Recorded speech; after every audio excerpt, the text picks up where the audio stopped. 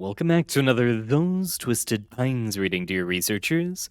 Today we're going to be reading All Hallows, brought to us by Jacob Conwell. Now, without further ado, All Hallows. October 1st, 2017. Site Director Edgar Holman sat in his office at Site 64, a small file's worth of paperwork spread out before him. Researcher Cooper sat in a chair on the opposite side, her expression confident as she watched him read the article. Anomalous items would bubble up from 3 Portlands all the time, ending up within the site's low-security storage wing to gather dust until the end of time. What was rare was when something from Prometheus Labs' days of using 3 Portlands as a tax haven would surface. In this particular instance, the artifact in question was an electric blue powder, which, when inhaled, allowed the user to speak with the dead. Holman put down the experimental object file and furrowed his brow. "Where did you say Tau 51 discovered this again?" he asked. "Old Town, sir," Cooper replied. "A few young anarchists were using it as part of an experimental performance in which all the actors are deceased." Holman nodded. "So it works then? This isn't just a bunch of people getting stoned?" "Well, technically it is," Cooper chuckled. MRIs showed that it lights up the same regions of the brain as LSD. And technically, visual hallucinations bound. But D-class trials confirm that subjects are able to speak with the dead, or something that has the memories of the dead. Holman gave a small smile as he noticed the excitement in Cooper's eyes. Most of the objects brought into Site 64 from the Portland's Anart scene warranted little more than an anomalous item number. It wasn't often that they got to submit an item for SCP designation. "Provided the draft here meets your approval, we're ready to submit as soon as we have your signature," she said with a grin. Holman nodded and reached for his pen, but stopped. Cooper's smile vanished. "I'm going to hang off on that for just a bit," he began. "As soon as analytics hears about this stuff, they are going to start looking towards the Paratech devs to make our own version. The ability to speak with the dead has high mileage. Now that we have the AMAT lab up and running at full speed, let's see if we can figure out how to synthesize it first and really put Site 64 on the map." October 31st, 1998. Edgar and Rita sat on the upper deck of their house, overlooking a leaf-covered street below. A chilly wind blew as the sun vanished behind the distant Portland hills. Rita was wrapped in a large quilt. Edgar handed her a mug of spiced cider before taking a seat next to her and smiling. Down the street, they could make out the forms of their youngest child trick-or-treating with a group of friends. She was dressed as a hot dog, complete with mustard. The eldest was downstairs, passing out candy to their colorful guest. "Happy birthday," Edgar said, brushing a small bit of his wife's long black hair behind her ear and giving her a peck on the cheek. "Happy Halloween," she replied with a warm smile. "You didn't have to call in too many favors to get today off, I hope."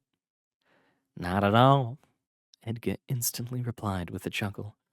"They begged me to stay away." The two of them clasped hands and turned their attention to the menagerie of costumed characters roaming the street below. October 2nd, 2015.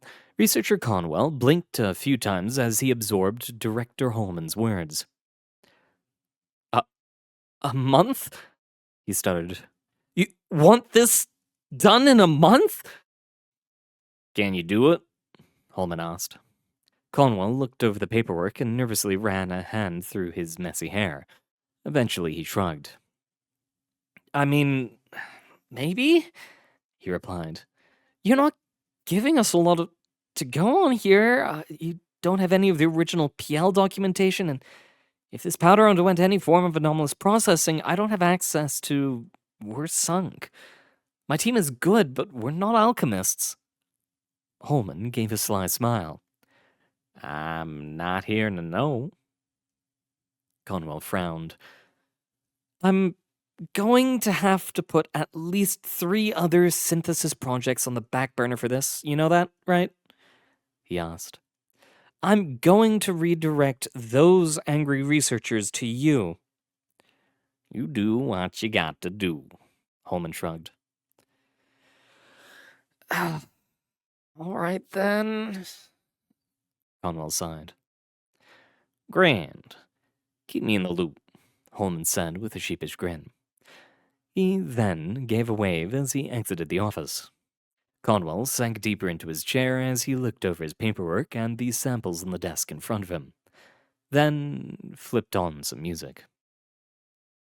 R.E.M's Losing My Religion began to play. October 31st, 2014. Edgar and Rita sat in the living room of their house, looking out into the rain as it pelted the trick-or-treaters. Rita was wrapped in her large quilt, her eyes slightly sunken as she silently looked at the children scurrying from dry doorway to dry doorway. Edgar offered her a mug of spiced cider, but she waved it away. He silently sat beside her and joined in on watching the trick-or-treaters pass. Happy birthday, Edgar said softly. He gave his wife a peck on the cheek. There was no hair to brush behind her ear this time. Happy Halloween, she eventually replied with a weak smile. You didn't have to call in too many favors to get today off, right? Edgar remained silent for several moments. Not at all, Edgar finally whispered. They begged for me to stay away. Edgar felt for his wife's hand and gently worked his between her fingers until they were clasped tightly. Her skin was clammy in his grip. She turned to look at him with an apologetic smile and then rested her head on his shoulder.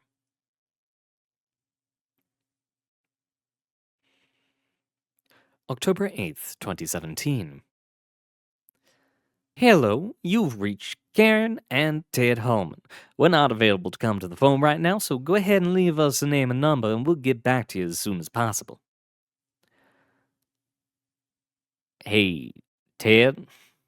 It's Dad. I was wondering if you and Karen had plans for Halloween. I know the twins are getting to that age where they're old enough to go trick-or-treating, and I was hoping you wouldn't mind if I tagged along. You know? Something to get me out of the house. Anyway, hope to hear from you soon. Give Karen my best. October 31st, 2016. Edgar sat in his living room alone.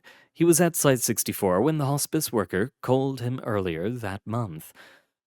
Due to a security breach at the time, it had taken him another 4 hours before he had managed to get home. Edgar watched the trick-or-treaters go by his house silently, stopping only when a mug of spiced cider came into his view. He turned to face his eldest. Mom would kill you if she knew you'd stop this tradition, Ted said, handing his father the steaming cup. Edgar took it half-heartedly. Thank you, Edgar whispered, and thanks for being here.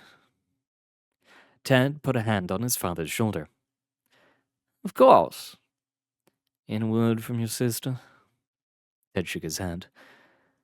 I don't think she's coming. She's still pretty raw. Give her time. She'll come round. Edgar nodded in understanding. Happy birthday, he eventually whispered. Happy Halloween, Ted answered. October 12th, 2017. You have reached the voicemail box of Edgar Holman. Please leave a message after the tone. Hey, Dad, it's Ted. I apologize that it took me this long to reply. Things have been really hectic at work, though I'm sure you know more about that kind of thing than I do.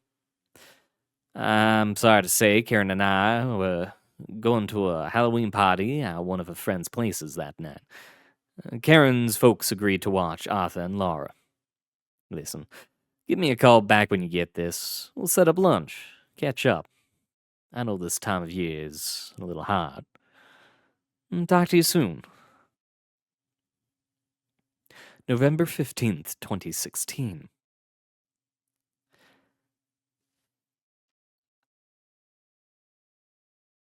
I guess I just don't understand why this is necessary. Holman sighed. The psychologist who sat across from him nodded and jotted something down in his notebook. Loss of a spouse often hits people hard, Edgar, Dr. Aislinger replied. The Hubs want me to make sure you're okay. What? Do they think I'm going to contact some demon to revive Rita? Are you? Dr. Aislinger replied with a sympathetic chuckle. Holman frowned. Rita fought the good fight for years. The hospice workers made her comfortable in the end. And she had her friends and family around her when she passed. Few people can say that. I'm fine, all right? I'm not going to fly off the handle. I'm not going to release the skips. I'm fine. I just want to get back to work. Dr. Aislinger jotted down several notes. Ed, I do need to do a complete evaluation, so we're going to be here for a bit. Care to answer a few questions for me? October 14th, 2017. Hey, it's Linda. You miss me? So go ahead and do your thing after the beep. Hey, Linda, it's Dad. I was wondering if you were free this Halloween. I know this is last minute, but I figured maybe we could use this chance to catch up. Maybe watch some of those horror movies you love. I still haven't seen Cabin in the Woods. Anyway, let me know if you're free. My number's still the same. Love you. October 18th, 2017. Researcher Conwell and Researcher Cooper looked into the exam room through the one-way glass. Inside the room was a gurney which bore a single cadaver. In a few moments, one of Site 64's few D-Class would be sent in. Here goes nothing, Conwell sighed, and grabbed a small vial from a nearby rack. Inside was an electric blue powder.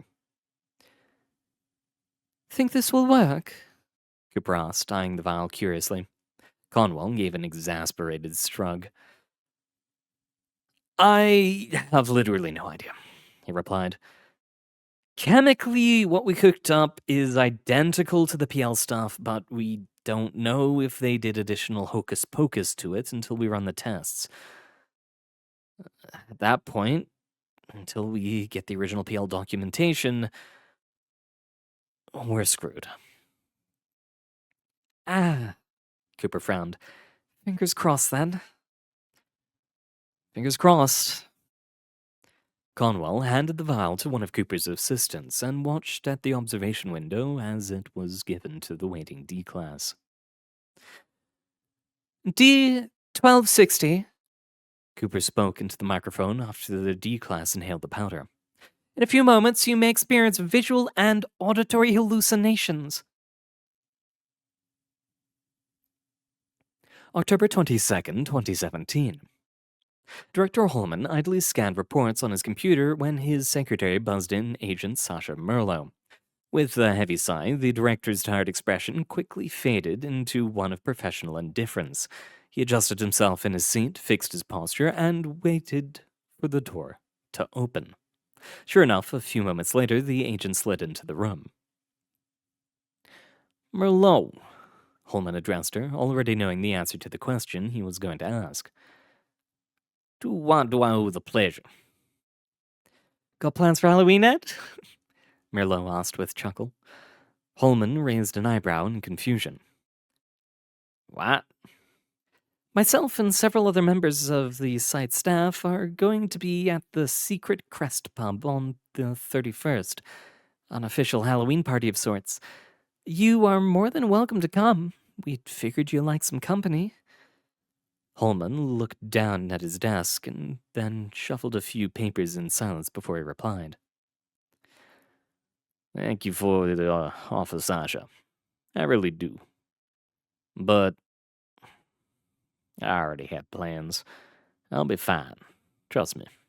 Holman gave his best reassuring smile. Merlot gave an amused nod. Suit yourself. Offer is still on the table if you change your mind. Agent Merlot gave a half wave and began to take her exit. Thanks for looking out for me, though. It's appreciated, Holman said as she arrived at the door. Anytime, sir. You take care. Holman watched her go, and then looked to his personal phone. At least, I hope I have plans. October 28th, 2017. Holman whistled as he looked over the numerous vials of the electric blue powder neatly displayed on Conwell's desk. The young AMAT specialist held a satisfied smile beneath tired, sleep-deprived eyes. So, your team pulled it off, huh? Sure did, Conwell sighed. Took us multiple all-nighters, but we got it. If budgeting wonders why we burnt through so much coffee this month, the reason's right there. Conwell gave a small chuckle at his joke. Give us a day to catch our breath, and another to type up the synthesis instructions, and you should be good to send this in for its designation. Holman nodded. You drive a hard bargain, but I think we can manage with that. Just don't take too long. Cooper's chomping at the bit. Conwell held up his hands in exhausted mock terror. Holman noticed the titanium ring on the researcher's left hand. I didn't know you had tied the knot. He pointed at the silvery band. How long? A year in November, Conwell replied. Seems like just yesterday, though. Time sure flies when you're trapped here. Holman gave an awkward chuckle in response. It sure does. Two of you got plans for Halloween? I'm afraid not, Conwell shrugged. I didn't know if we'd be done in time, so I told her I'd likely be busy. Kate's already taken a shift that evening. I'll probably go to that thing Merlot invited me to. You? Well, you have fun, Holman answered after a few moments of silence. He then gave a nod and began to make his way towards the lab's door. I look forward to reading the synthesis report, Holman said on his way over the threshold. And savor the time you get topside. You never know when you're going to get stuck down here for a bit. Conwell watched his superior leave, blinking a few times in confusion. All right then, he said to himself. Weird? October 30th, 2017. You've reached the voicemail box of Edgar Holman. Please leave a message after the tone. Hey, Dad. It's Linda. I'm sorry I haven't responded to you sooner. I'm afraid I traded shifts with a coworker at the hospital so he could take his kids trick-or-treating, so I don't think I'll be around. Hey, just like old times, huh? Sorry. That was mean.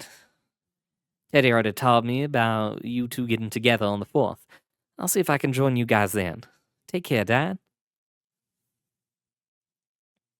October 31st, 2017. Before he started climbing the Foundation's administrative ladder, Edgar Holman had been a field agent, and a decent one at that. For this reason, he had found it to be particularly easy to sneak into Conwell's lab and skim enough of the electric blue powder off each of the prepared samples. Then again, he was the site director and had access to most of the facility. Perhaps his espionage skills were not quite as sharp as he remembered. Either way, he made a mental note to propose security improvements for the facility as he settled himself on his living room couch in the dark. Hallman looked across the room at his mantel, towards the plain silver canister that resided at its center. He took a deep breath and closed his eyes, then inhaled the powder. Several minutes then passed in silence. He looked down at the floor and sighed. Edgar? A familiar but distant voice broke the silence. He turned his head, and there she stood. She was barefoot and wearing a plain dress, her entire form colored in sepia. Her hair was done up in ponytail, as she often wore in life, but her eyes still had the sunken appearance they had acquired near the end. Edgar's mouth hung open for several moments. Hey, Rita? Edgar finally stammered and got to his feet. Happy birthday! His wife's lips turned in a melancholy smile. Happy Halloween, she replied. You didn't have to call in too many favors to get today off, I hope. Not at all. They begged me to stay away. She grinned, and he felt himself do the same. He watched as she looked him up and down. You look like death, sweetheart, she finally exclaimed. Edgar gave a tired laugh and quickly crossed the room, spreading out his arms wide and attempting to wrap Rita in a bear hug, only to have his arms close in around himself, and his entire body sheathed in cold. He looked around in confusion briefly. His wife was standing on the other side of the room. I think this is a look but don't touch kind of deal, Ed, she replied with a frown. I'm sorry. Holman gave a chuckle and sighed. Well, shucks, he said. There go my plans to take this to the bedroom. Rita giggled. I've missed you so much, Holman said, his tired smile turning to a frown as he sank into a nearby chair. I miss you too, she replied and sat on the chair's arm. She placed her hand near, close enough that he could feel the coldness of her skin, but not actually touching. The two looked at each other for a few seconds in silence. How are the kids? She finally asked. Fine enough, I suppose. Ted and Karen are busy with the twins. Linda hasn't really spoken to me since you passed. Rita looked down and frowned. Why? When you passed, I was stuck at work for hours before I could get home. Guess that struck her as the final nail in the coffin. That I cared more about work than you. Yeah, that would do it. Holman closed his eyes and turned away. Did you think that? Rita shrugged. Sometimes, certainly. Others, not so much. She raised an eyebrow as Holman gave a relieved sigh. That's weighed in your mind a lot, huh? She asked. He nodded. Well, she said, you're here now. That's good enough for me. Thanks. Holman smiled, tears in his eyes. Rita bent down and gave him a peck on the cheek, the coldness sheathing him again as she vanished and appeared across the room. It was there she caught a glimpse of herself in the mirror. She frowned, inspecting her features, then broke into an amused smile. I take back what I said earlier, she said. I'm the one who looks like death. How am I here anyway? Did you pull some Orpheus bullshit? That's one way to put it, he replied. I took something. It's temporary. Eventually you'll vanish. Probably for the best, Rita sighed. The dead gotta stay dead after all. But they don't have to, Holmes smiled. You don't have to. Even if I can't touch you, that's better than nothing. This last year was just so painful. The pain eventually fades, Rita interrupted. This is like picking off the scab. Keep doing it and you don't heal, or worse, you create an infection. Don't do that to yourself. Holman closed his eyes and looked down. He could feel Rita return to sitting on the arm of the chair. Sweetie, whatever you think you need to be forgiven for, you're forgiven. But please, just don't. Holman nodded and looked up, his eyes red from dried tears. Got to say, I thought you'd be a little more ecstatic about all this. He gave a sad laugh. Life's full of surprises. It sure is. Love you, hon. Love you too. The effects of the powder lasted throughout the night. In the end, the two of them sat on the balcony of their house watching the sunrise. She kept close enough that he could feel her cold. Eventually, the cold began to disappear. He turned and looked at her. Slowly, her form was fading from sight. She gave him a warm smile and was gone. Edgar Holman was once again alone.